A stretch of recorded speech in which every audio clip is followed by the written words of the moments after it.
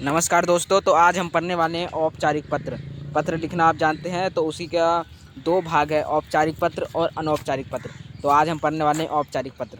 औपचारिक पत्र कई भागों में बटा हुआ है, जैसे कि प्राधान्याचार्य को लिखे जाने वाला प्रार्थना पत्र, कार्यालयों में को लिखा जाने वाला प्रार्थना पत्र, शिकायत सुझाव संबंधी पत्र, संपादकीय पत्र, आवेदन पत्र, अन्य पत्र। बहुत सारे पत्र होते हैं जो औपचारिक पत्र हैं। औपचारिक पत्र के बारे में बता दूं तो औपचारिक पत्र वह होते हैं जो संस्थाओं को, सरकारी संस्थाओं को लिखे जाते हैं, वह औपचारिक पत्र होते हैं। औपचारिक पत्र में निजी संबंधी को पत्र नहीं लिख सकते। निजी संबंधी को जो पत्र लिखते हैं वह अनौपचारिक पत्र होते हैं। औपचारिक पत्र जो निजी संबंधी को पत्र ना लिखा गया हो वह औपचारिक पत्र होता है। जिसमें भाव ना हो वह औपचारिक पत्र होता है। ठीक है। अब जो इनका पत्रों को लिखने का ढंग और इनकी जो भाषा शैली है वह उसमें बहुत अंतर होता है।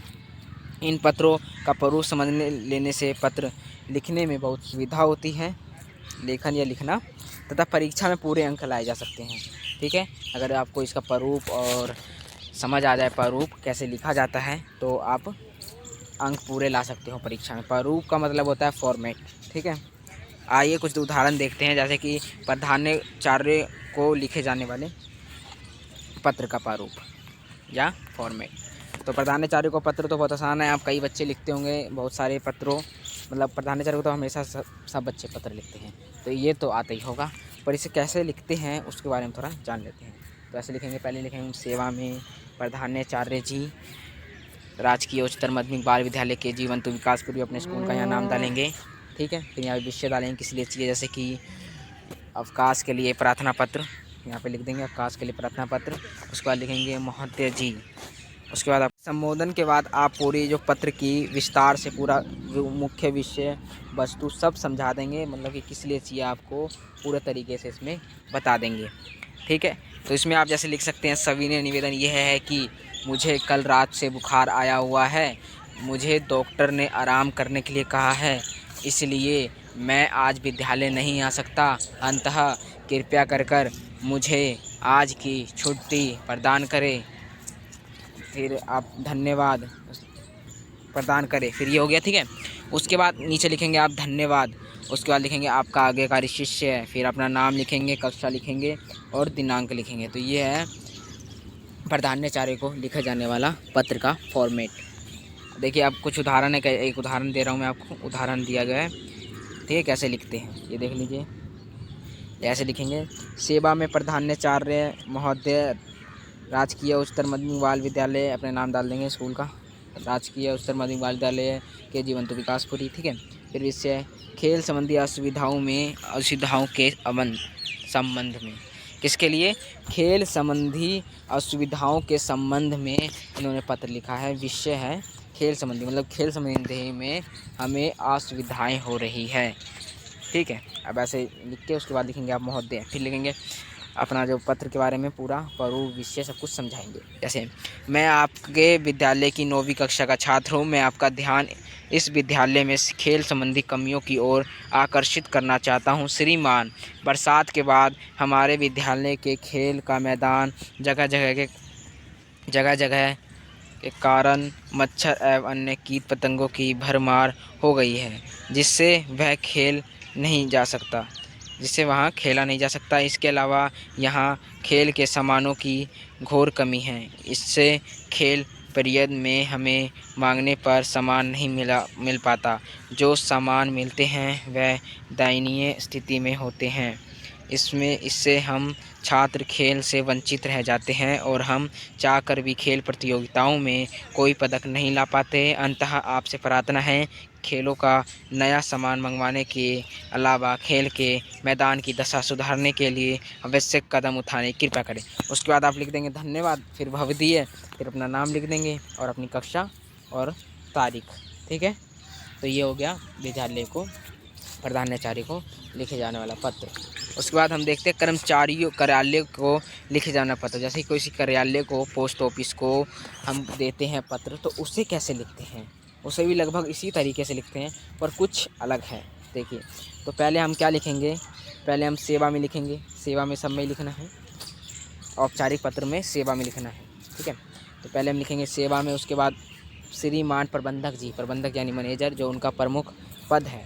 उसके बाद लिखेंगे वहाँ का नाम लिखेंगे, कौन सा कार्यालय है, फिर वहाँ पर हम उनका एड्रेस लिखेंगे। उसके बाद विषय लिखेंगे हमने किस लिए लिखा है।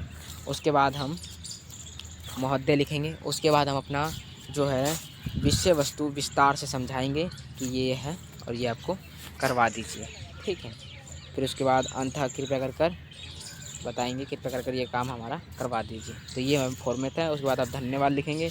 उसके बाद लिखेंगे भवदीय, फिर अपना हस्ताक्षर कर देंगे और पता लिख देंगे और तारीख लिख देंगे। तो ये है फॉर्मेट।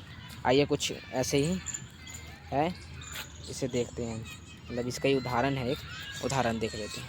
जैसे कि सेवा में सुरक्षा आयुक्त मंडल कार्यालय नई दिल्ली, विषय खोए हुए सामान के संबंध में, मतलब इनका सामान खो गया और वो उनके संबंध में पत्र लिख रहे हैं। महोदय, सभी ने निवेदन यह है कि कल इलाहाबाद से नई दिल्ली आते समय प्रयागराज एक्सप्रेस में मेरा सूटकेस चोरी हो गया। गाजियाबाद स्टेशन के बाद चोरी की यह घटना घटी।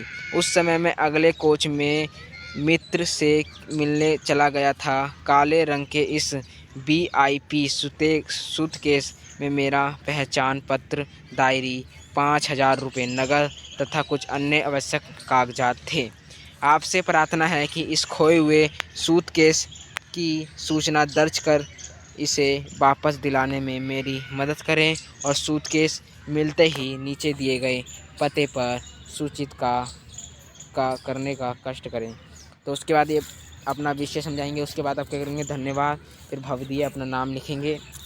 उसके बाद एड्रेस लिख देंगे और उसके बाद तारीख। तो ये है कार्यालय को लिखे जाने वाले पत्र का प्रारूप। एक प्रारूप और देख लेते हैं, 2 प्रारूप और देखेंगे, उसके बाद बंद करेंगे। शिकायत पत्रों का प्रारूप। अब अगर हम किसी को शिकायत करते हैं तो शिकायत करते हैं कैसे लिखते हैं शिकायत करने के लिए। तो शिकायत करने के पहले लिखेंगे सेवा में, उसके बाद लिखेंगे अधिकारी का नाम, अधिकारी का पद, जैसे श्रीमान प्रबंधक जी, प्रबंधक यानी मैनेजर होता है। कार्यालय का नाम लिख देंगे यहाँ पर। उसके बाद विषय लिख देंगे किस लिए। उसके बाद शिकायत का उल्लेख करेंगे, क्या शिकायत है आपकी।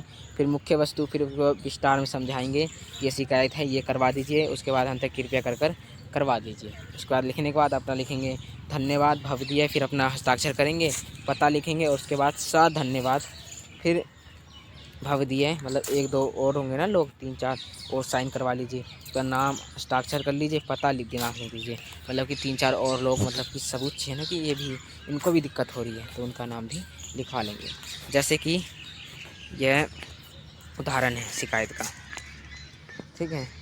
शिकायत का है, पहले आप यहाँ एड्रेस डाल देंगे, 315 7B जीवन विहार नई दिल्ली, 10 जुलाई 2022 डाल देंगे।